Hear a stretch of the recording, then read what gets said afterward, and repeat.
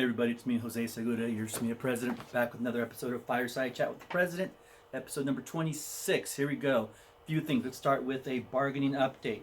No guest appearances this time by Mr. BA, just me this time. Want to let you know, if you go back to the email that this video is connected to, there's a summary of our most recent bargaining session, which just happened yesterday, right? Yesterday, yes. So we actually had two sessions this February, so want to go back and take a look at that. One big area that the district has proposed massive changes to is Article 5. So if you're not familiar with Article 5, it's our workday work year. It describes things like the length of our work year, the length of our work day, when our duty-free lunches, prep times, conferences, it's all in that. So if you have a copy of the contract, pull that bad boy out, look at Article 5. There's a lot in there. If you don't have a copy, you can go to smea.com, and under the resources, you can find a digital copy of our most recent contract. Our most recent contract expires at the end of June 2020. All right. Next thing is Schools and Communities First, right? Here's what's happening. Schools and Communities First. It's an initiative that's being backed by folks like CTA. Get onto the ballot. It's a way to generate more revenue for both schools and their communities, like fire services, police, other community services, as well as education. It's going to generate a ton of money that is really sorely needed in our state. You know, we're still in the low 40s, high 30s when it comes to the ranking of spending in the United States per pupil, and that has a lot to do with decisions that were made legislatively and by voters in the past. And so Schools and Communities First initiative is trying to make up for a little bit of that, right? If this passes, if it gets on the ballot, which is what we're trying to do right now with signatures, and if it passes in November, it's going to be about another $12.5 million to the SMBSD, right? So that's a big chunk of change coming back into our district, or coming into our district on top of the district's current budget. So money for things like increases in pay, additional services for students, maybe additional resources like nurses and counselors and psychologists, and the kinds of things that our kids really need. So, you know, $12.5 million of ongoing money. So not one-time money, not one and done money, but ongoing regular contributions to the state's budget for education. It'll have a great impact to us. So here's what I might want you to do.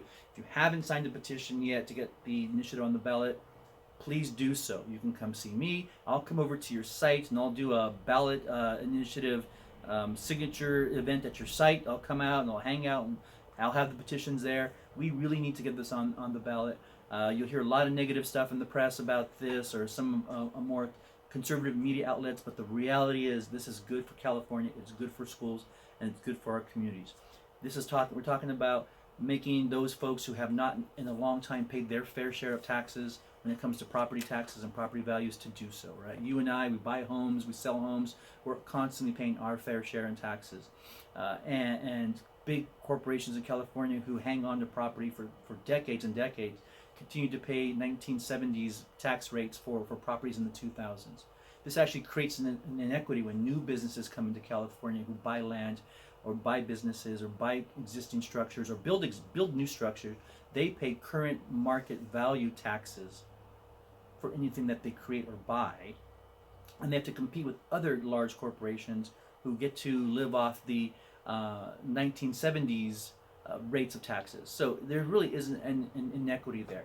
There's also a huge tax break for small businesses that it's built in, and something that they don't currently have. So it's great if you have a business that has property values of $3 million or less. There's actually a tax break for you in this initiative. So Schools and Communities First. Call me. I'll come out. We'll do a sign up. I'll come by the office. The folks here in the office are always going to have petitions on the counter. You can come in and sign those. Doesn't matter if you live in Santa Barbara County or San Luis Obispo County. Come on down. I don't think anybody drives from Kern County to work every day, so I think it's just San Luis and Santa Barbara. All right. The next thing is the PD for Me bowling event. This is our second year of our Stay in Your Lane bowling event. Everybody is welcome to participate in this event. It can be not just members. You can bring your family, your site administrators, classified folks. You can put teams together however you so choose. So come on out to the SMEA PD for Me Stay in Your Lane bowling event. You got an email about this about a week or so, maybe less than a week ago, a few days ago. Go to that, click on that. That's how you register. Teams of 4 to 6. If you're less than 4 or 6, if it's just you and a buddy, you can still sign up as a 1 or 2, and we will pair you with a couple other folks to create teams of 4s and 6. We had a great time last time. It's completely free to members. It includes your bowling, your shoes, and also a pizza lunch and soft drinks, all included. If you are not a SMEA member, it's a $10 fee. Pretty reasonable for an afternoon out on a Sunday. So, PD for me, bowling event. Please go back to the email a couple days ago that announced all of this, including the sign-up forms. Great times. And then last but not least, we have Measure T School. So I get a lot of questions about this. The Measure T School postings for all the vacancies that are going to be created there are scheduled to go out to everybody on March 2nd. So not the Monday coming, but the Monday after that. So if you're interested in Measure T, you've gone to the information meetings, maybe you've already done a site tour or about to do a site tour, the Monday after next is when those positions are going to be posted. Everybody in the district has equal access to those postings. If you're interested in that transfer, if you're interested in doing the kind of work that's going to be going on there, then please feel free to put your name in the hat for consideration for a transfer to the new school. After that's done, a couple weeks later, we'll start our normal rounds of site postings and then district postings for our regular transfer season. All right, so look for that. That's it. Thank you very much. Have a great weekend. We'll see you all later.